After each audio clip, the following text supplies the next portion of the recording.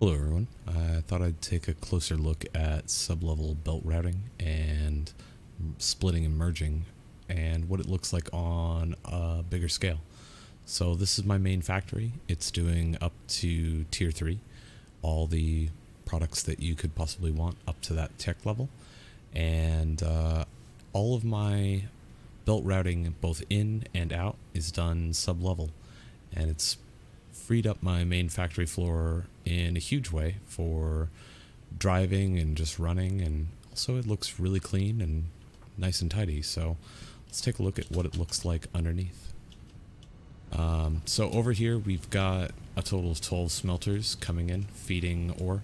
I've got 10 iron and 2 copper coming in, and we've got all the raw input of ore coming in and happening back here, which is kind of a mess, but it really doesn't matter because it's below my main factory line and I hardly ever see it. The buffering units are unnecessary, but I came from Factorio and kind of built this before I realized how unnecessary they are. So again, the ore comes up into the smelters, then leaves the smelters and comes back down. They get balanced right here into 60 a minute into more buffering units, and leave the buffer units to the main production line. I do all of my routing in this main causeway, which I think is a decent design. It leaves kind of like one foundation wide block for running your lines wherever they need to go. So for instance, I've got one line of iron that actually gets routed up to here, another line that goes from here all the way down here, and you can really scale this up by adding a second line or going even further and keeping more space in between the bottom and the main production floor.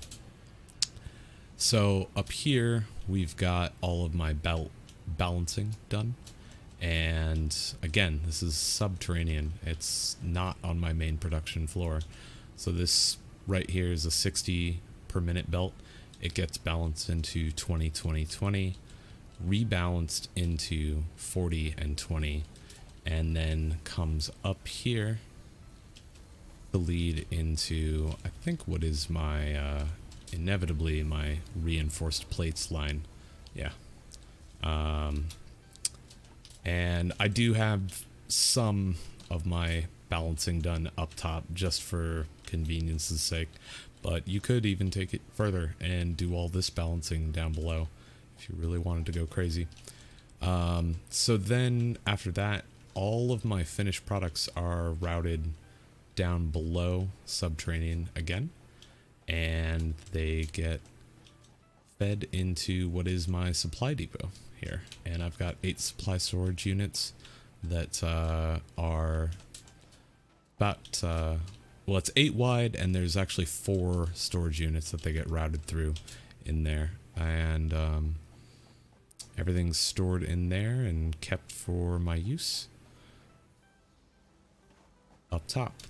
And this design has proved really useful because, especially as I'm, trying to advance up through tiers 4, 5, and 6, I'm able to drive around my factory on my sugar cube and go wherever I will. I mean, this whole portion over here is a whole bunch of spaghetti, and it's just what I've been using to kind of quickly advance myself and get those milestones completed.